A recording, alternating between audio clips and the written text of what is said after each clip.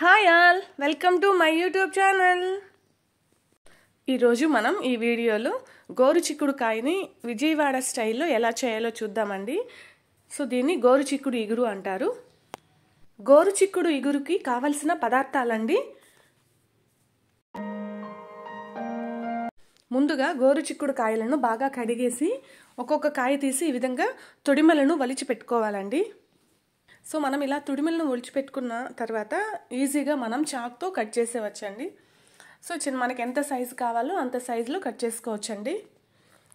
యాక్చువల్గా పిల్లలు ఈ గోరు చిక్కుడుకాయని సరిగా తినరండి, కానీ ఇలా చేసి పెడితే బాగా తింటారు.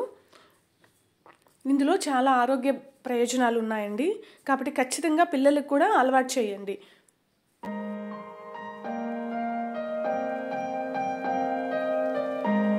ఓకే అండి, కట్ చేసేసాం కదా. దీన్ని ఇప్పుడు కడాయిలో వేసుకొని ఈ కాయలు మునిగేంత వరకు మాత్రమే వాటర్ పోసి స్టవ్ మీద పెట్టాలండి.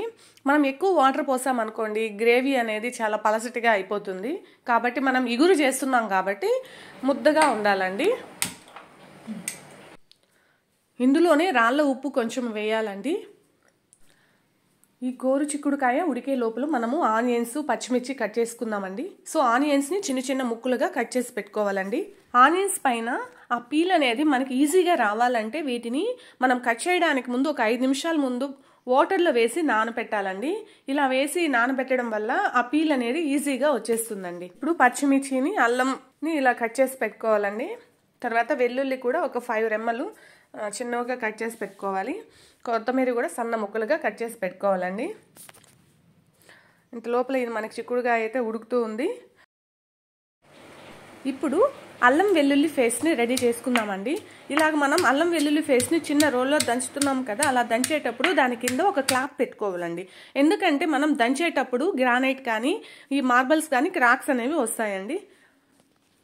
ఓకే, చిక్కుడుకాయ అయితే బాగా దగ్గర పడిపోతుందండి. ఇప్పుడు కొంచెం పసుపు వేయాలండి, అంటే కలర్ కోసం అండి.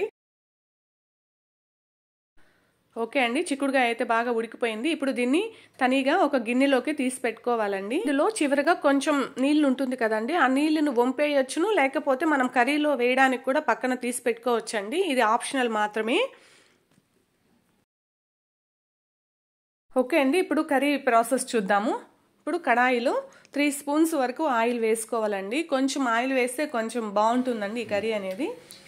సో పోపు దినుసులు వేయాలి. అవి చిటపట అన్నం తర్వాత పచ్చిమిర్చి, కరివేపాకు వేసుకోవాలండి.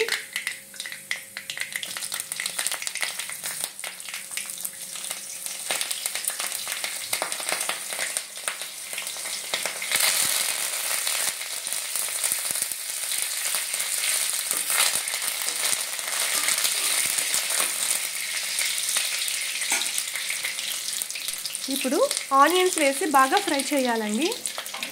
ఈ ఆనియన్స్ మనకి తొందరగా మగ్గాలంటే కొంచెం సాల్ట్ వేసామనుకోండి చాలా తొందరగా మగ్గిపోతుంది. అంతేకాదు కర్రీ కూడా చాలా టేస్టీగా ఉంటుందండి. గోరుచిక్కుడును తీసుకోవడం వల్ల బాహ్య అంతర్గత పుండ్లు తగ్గుతాయండి. ఇన్ఫెక్షన్స్ని దూరం చేసి మంటను తగ్గించడంలో హెల్ప్ చేస్తుందండి. మన ఒంట్లో ఉండే బ్యాడ్ కొలెస్ట్రాల్, LDL కొలెస్ట్రాల్ని బాగా తగ్గిస్తుందండి. ఓకే అండి, ఆనియన్స్ అయితే బాగా ఫ్రై అయిపోయింది. ఇప్పుడు మనము తనిగా తీసి పెట్టాం కదా గోరుచిక్కుడుకాయని, ఈ గోరుచిక్కుడుకాయ వేసి బాగా ఫ్రై చేయాలండి. ఎందుకంటే పచ్చి వాసన పోయేంత వరకు మనము ఫ్రై చేయాలి. ఎంత ఫ్రై చేస్తే కర్రీ అనేది అంత బాగుంటుందండి. ఇది ఫ్రై అయ్యేటప్పుడు స్మెల్ అద్దరిపోతుందండి. ఓకే, ఇప్పుడు మనకి బాగా ఫ్రై అయిపోయిందండి. మనం దంచి పెట్టుకున్నాం కదా అల్లం వెల్లుల్లి పేస్ట్ని వేసి బాగా ఫ్రై చేయాలండి. ఈ గోరుచిక్కుడులోని అద్భుతమైన గుణాలు ఆస్మాకి చక్కటి ఔషధంగా పనిచేస్తుందండి. ఆస్మా ఉన్నవారు రెగ్యులర్గా తీసుకోవచ్చండి. ఇప్పుడు పసుపు కొంచెం వేయాలండి. పసుపు వేసిన తర్వాత కొద్దిసేపు ఫ్రై చేయాలి, ఎందుకంటే పచ్చివాసన పోవాలి. తర్వాత మనం ఆల్రెడీ పచ్చిమిర్చి వేసాం కాబట్టి కారము ఎంత అవసరమో అంత వేసుకోవాలండి. అంటే జస్ట్ 1/2 స్పూన్ వేసుకుంటే సరిపోతుంది. బట్ నేనైతే స్పైసీగా తింటాను కాబట్టి నేను 1.5 స్పూన్ వేసుకున్నానండి. సో ఇది వేసిన తర్వాత బాగా మిక్స్ చేయాలండి.